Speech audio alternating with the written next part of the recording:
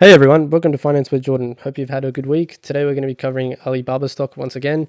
So Baba's been on a tearaway of like 34% in the last month or so after it reported its quarter one earnings for fiscal year 2026. The earnings numbers were decent. They reported 34.6 billion. For the fiscal year of 2025, they got 137.3 billion. So let's dive into this and figure out what sort of changed regarding the thesis of this stock. So let's just work out the revenue numbers. We can see that the revenue numbers fluctuate in terms of the growth rate. You can see it's sort of all over the place. I think from 2024 to 2025, there's been a growth of 5%. So we're seeing a bit of an acceleration from 2023 to 2024 to 2025. So that's one thing. Another thing I think, which is the reason why it's just sort of spiked quite a bit, is the news about this new chip that they're developing. I do think some of it is hype that's been accounted into this. Not all of it. The revenue numbers have sort of helped with it as well. So let's just have a forecast of what we think might happen. So for Q1 2026, we know they've reported 34.6 billion. For Q2 2026, the analysts expect much lower, but I feel like this is my personal sort of opinion. I feel like they could get around 38.4 billion. And then for Q3, I'm sort of just forecasting as I go. So because it's Christmas time, a lot of orders will be placed, in my opinion.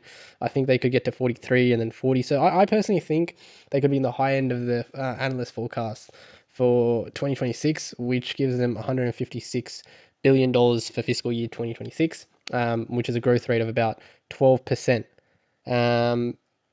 Now, I do think that this may further accelerate as well, depending on those chips that start to come out. So we'll need to have a look at it. So let's just work it out from Benjamin's Graham's intrinsic value model. So for those who don't know, this is Graham's intrinsic value model. V is the intrinsic value of the stock. EPS is the earnings per share for the trailing 12 months. G is the expected annual growth rate of earnings over the next 7 to 10 years. So that's just what we think that the growth assumption will be for the next 7 to 10 years for Baba. 8.5 is just the P base for a zero growth company. 2G is just the growth multiplier. 4.4 is the average yield of high growth corporate bonds, and then Y is the current yield on AAA corporate bonds. So just to start off with, I've got the new AAA corporate bonds. The current yield for that is 5.18. You can get this number from Y charts. For EPS, if we look at it, we can see that from Yahoo Finance, trailing 12 months is 8.68. So let's just put that in, 8.68. And then for the growth assumption, I'm just going to we'll start off with the average growth rate, which is 11% based off of all these years that Baba has reported earnings for. So let's just put in 11.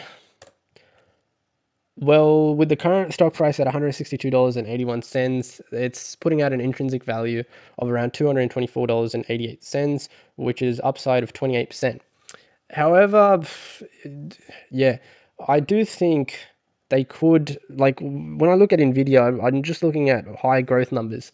So I'm just not sure if I can categorize Baba into that category, because chips aren't the only thing they're going to be making. They're going to be making a lot of other stuff. So I just don't want to give them too high. But I think maybe, what happens if I give them 12? I personally think 12% for these guys, which gives them an intrinsic value of 240, which is upside of 32%.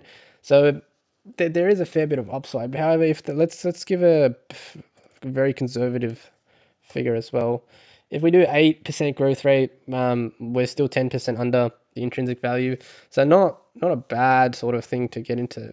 But yeah, full disclaimer here, I own Baba stock. I got into Baba when it was around probably like $70, $80. So now the intrinsic value numbers that I was getting for Baba a couple of years ago isn't going to be the same numbers that I'm getting now. So that's just because Baba's revenue has gone up. We've seen a bit of growth come back into the company, so we can incorporate that into our model. But yeah, look, thanks for watching. If you have any other stocks you'd like me to cover, do let me know in the comments.